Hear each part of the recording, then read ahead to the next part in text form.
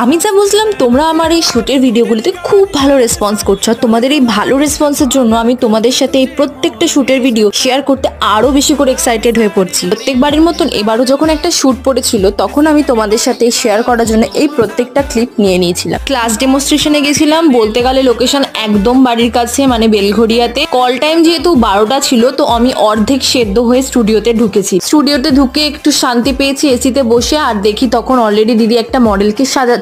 ওর পুরো লুকটা কমপ্লিট হয়ে যাওয়ার পর দেন দিদি আমার লুকটাও শুরু করে দেয়। আমার মেকআপটা করে দেওয়ার পর দিদি শুটের জন্য ওর কাছে চলে যায়, এন্ড দেন দিদি স্টুডেন্টরা আমার চুলে ক্রিম করতে শুরু করে। এন্ড আর একটা স্টুডেন্টের কথা না বললেই নয়, দিদির এই স্টুডেন্টটা এত সুন্দর একটা কলকা করেছিল আমার হাতের ওপর, মানে আমার নিজেরই এত পছন্দ হয়েছিল তোমাদেরকে বলে বোঝাতে পারবো না। তো আর কি, আমার হেয়ার স্টাইলটা করলেই আমার পুরো লুকটা কমপ্লিট হয়ে যাবে। এন্ড এদিকে চলছে ডেকোরেশন শুটের জন্য, এন্ড এটা আমার ফাইনাল লুক। কেমন লাগছে অবশ্যই কমেন্টে জানিও।